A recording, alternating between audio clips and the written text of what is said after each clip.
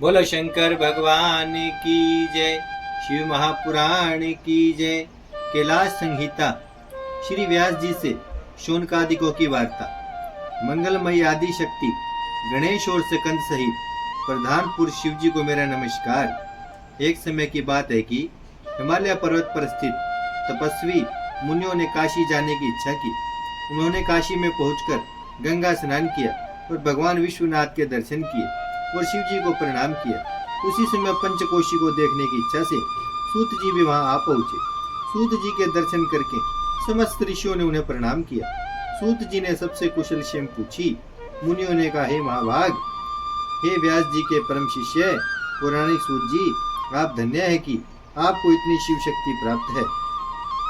अतः आप विज्ञान सागर हैं।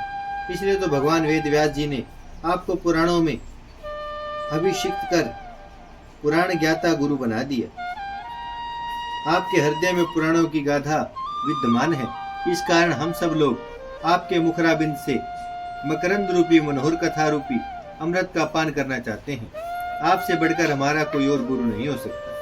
ऋषियों के ऐसे हृदय स्पर्शी वचन सुनकर व्यास जी के प्रिय शिष्य सूत जी बोले, हे मुनिवरों, आप बहुत ही भाग्यवान और धन्य हैं।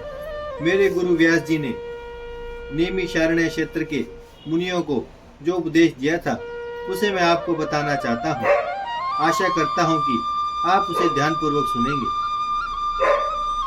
जब सवारोचिष मनु थे तब उसके अंत में दृढ़वर्ती तपस्वी ऋषियों ने नैमिषारण्य में सब सिद्धियों को प्रदान करने वाला एक ऐसा यज्ञ किया था कि जिससे सभी ऐश्वर्यों को जान गए।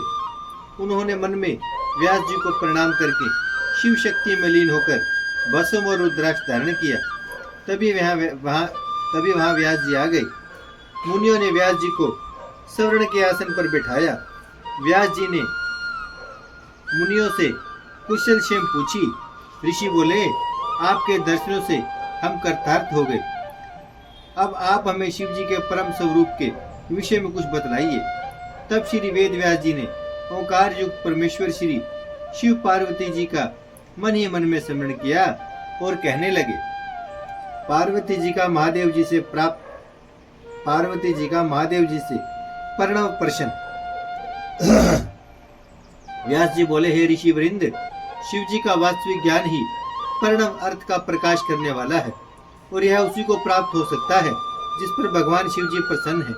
अब मैं आपको उमा महेश का प्राचीन काल में जो संवाद हुआ था उसे बतलाता हूँ।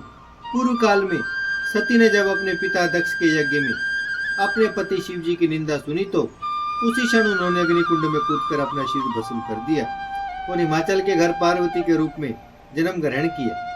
नारद जी के उपदेश से शिव जी को प्राप्त करने के लिए उन्होंने तप किया। तब हिमालय ने शिव जी के साथ पार्वती का विवाह कर दिया।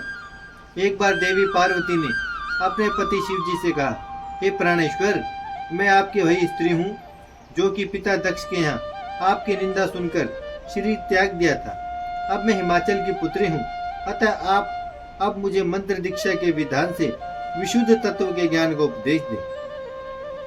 तब भगवान शिव शंकर ने कहा, हे देवी, चलो मैं तुम्हें कैलाश शिखर पर विशुद्ध तत्व से स्थित करूंगा। तब पार्वती जी और शिव जी कैलाश पर्वत पर गए। वहां भगवान शिव जी ने पार्वती को प्रणव मंत्र से दीक्षित कर शुद्ध आत्मा से स्थित किया। तब पार्वती को उनकी सखियों ने पुष्प आदि से अलंकृत किया। पार्वती जी ने शिव जी से प्रणव की उत्पत्ति के विषय में पूछा। बोलो शंकर भगवान की जय। शिव महापुराण की जय। भजमन नारायण नारायण नारायण, श्रीमन नारायण नारायण नारायण, लक्ष्मी नारायण नारायण नारायण, सत्य नारायण नारायण नारायण, भजमन नारायण श्रीमन नारायण, लक्ष्मी नारायण सत्य नारायण, भजमन नारायण नारायण नारायण।